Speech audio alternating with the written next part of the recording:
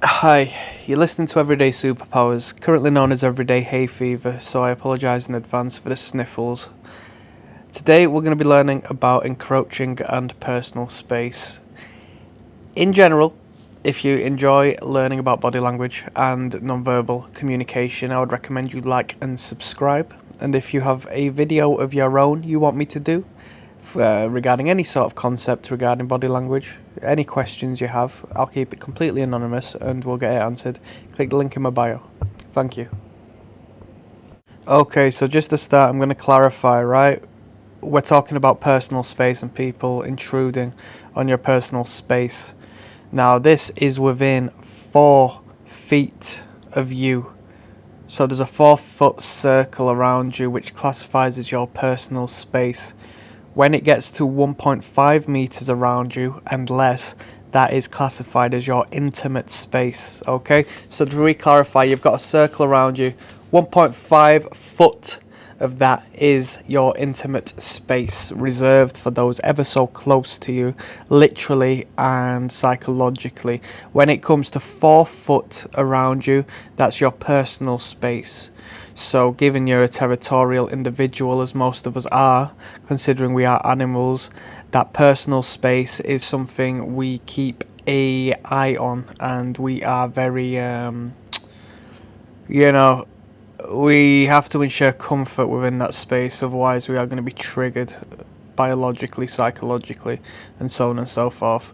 Anything beyond that 4 foot is classified as social space, so that's where we're all right, communicating with people who we might not necessarily know too well, and just your general comfort zone for conversation. All right, so we're talking about encroaching and people invading the personal space. So this is a body language that invades the person's personal space. It's a violation that will create a defensive and potentially nervous energy in the recipient. Alright, we've all experienced this.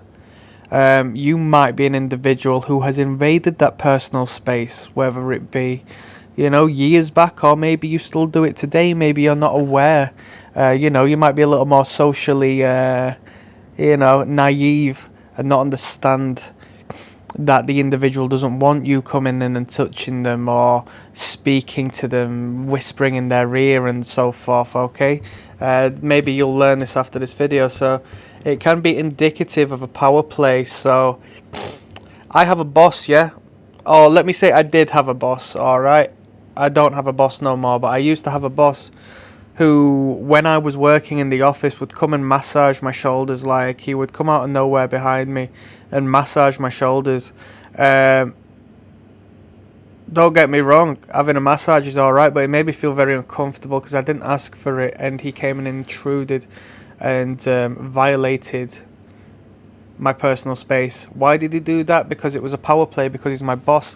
He didn't feel consciously right to do so. He just thought on a subconscious level that it was completely fine, purely as he is in a position of power to do so. It's not uncomfortable for him, yet it's discomforting for the subordinate, alright? And it puts you in your place purely as I would not be able to do that to the boss. And if I was to do that to the boss, I think I would pay down the line through, feelings that invasion provokes. Alright, hopefully that makes sense. So it's a violation and it provokes nervous energy in others. Alright, in the same workplace we had an individual who worked part-time, and he was a big fella. He was a popular fella. He was strong.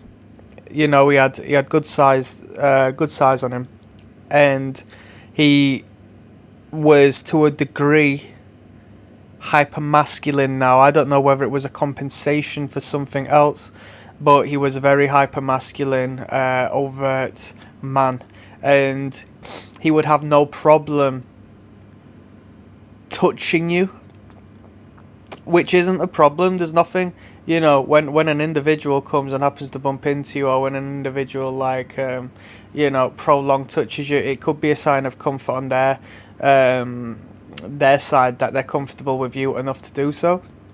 But it sparked, a negative feeling within myself, a feeling of discomfort.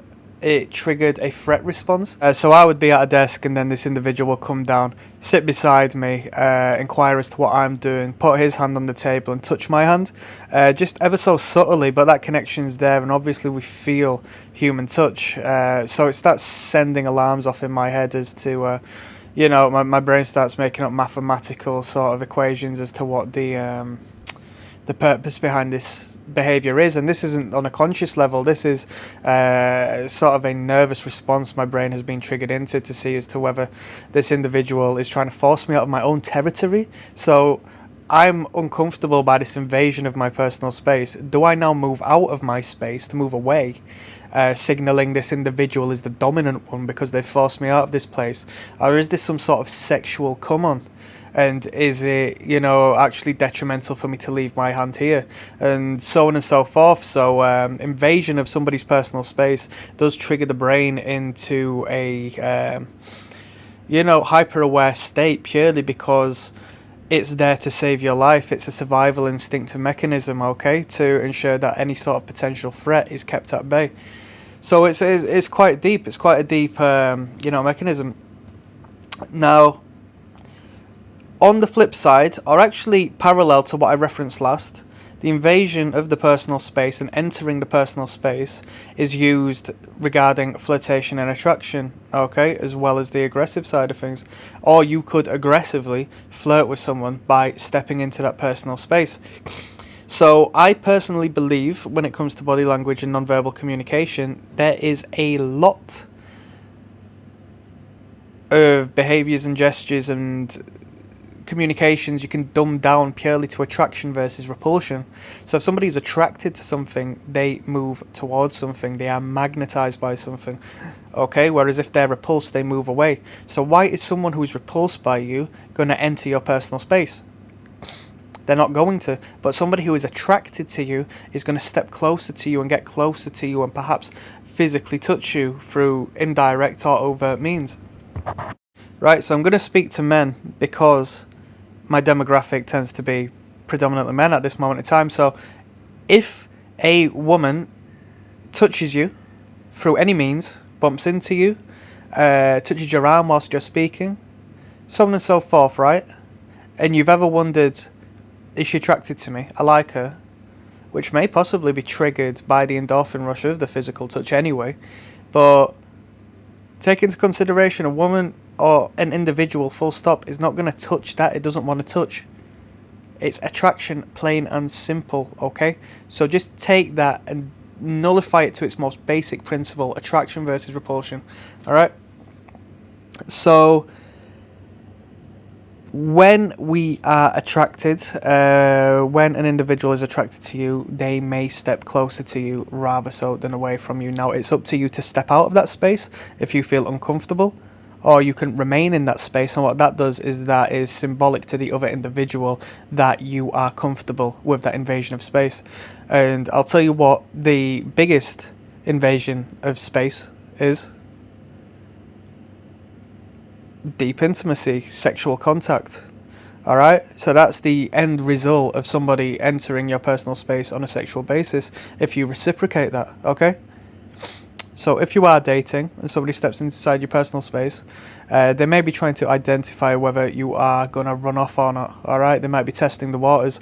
They might possibly not be doing it consciously, but more on a subconscious level. And I say that because people don't analyse if they aren't aware of how we work as humans, alright? So your general person is just going to do this. It's natural attraction. It's our natural mechanism to procreate, right?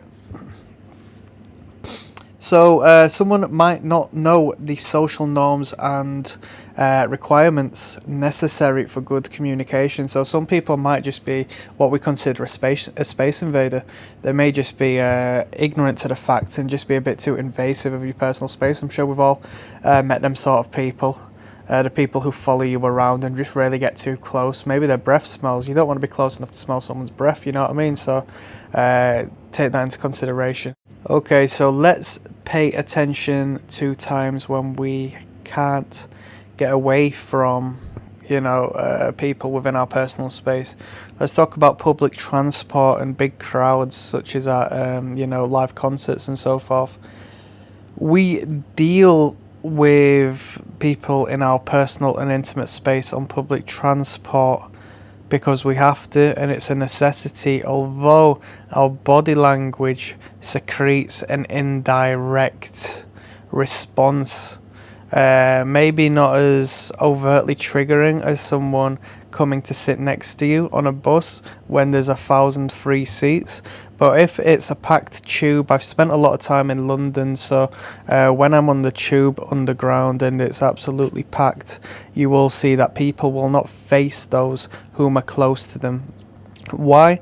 Because they're exposing the midsection still, so we still defend ourselves and blade ourselves to not be direct with others. Alright? We don't face others, and if we do our best to ensure that we're not giving them our full attention and we're elsewhere, so we'll look in the opposite direction. Our feet will point, well, to be honest with you, our feet will point out what we're interested in. So on a side note, if you're interested to know if someone's interested you on public transport, just look at where their feet are pointing. Their feet are going to point at whomever or wherever on that public transport they are interested in, so pay attention to that. But our body will create indirect means of distancing ourselves even when that individual is within our space. All right. When somebody touches us accidentally, so when the transport comes to a sharp stop and we bump into someone, we might smile or let off a laugh of some sort, which is a nervous reaction to sort of reflect, not reflect, but to battle against the nervousness of that situation. We laugh it off. Okay, it's a polar opposite to what we really feel, and that's that. So last but not least, and more than likely the most important part, is that we have to pay attention to clusters each and every time. We have to read the room, we have to read the environment, the context, and so forth, of why this is happening, to differentiate whether it is attraction or aggression. Alright, so the last bit, which may as well be the most important thing regarding any body language reading full stop, is you have to pay attention to clusters. So to analyse whether it is attraction or aggression, what's happening,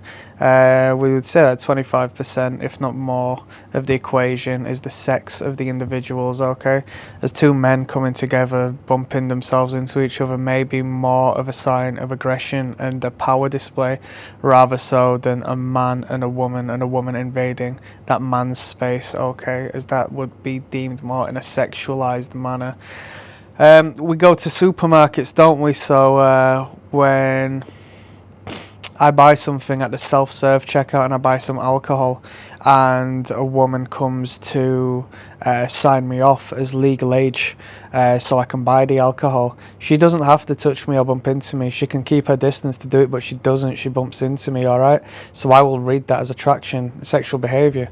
If I have a look at the area around and she can't help but do that because it's so packed and she's trying to move out of the way of others, then I will have to analyse that. Okay? If there's a prolonged touch when she reaches over to click the machine to allow me to buy my alcohol, then that's an even bigger sign of attraction. Okay? Whereas if it's a man who comes over and comes in and stands beside me and leans over to a degree where they may possibly be literally like somewhat pushing me out of my space, then that's a complete violation of my personal space and my, I would call it my respectful zone, because I am, investing my money within the company and the organisation this individual works for, yet they feel they have a right to come and treat me in this manner. I would find it disrespectful and potentially aggressive, and my brain would respond in that manner. Of course, we have to learn to take control of our emotions, but we are still human and we still do get triggered by the most simple of things. So if a man was to come and invade my personal space like that on intention, then I would take it as disrespect. Alright, so you have to identify as to whether it's a sexually charged or a display of power and a real invasion of your territory. Anyway, I hope you enjoyed that. It was a little bit of a longer one, but there's plenty of food for thought. If you do like it, then click like and click subscribe.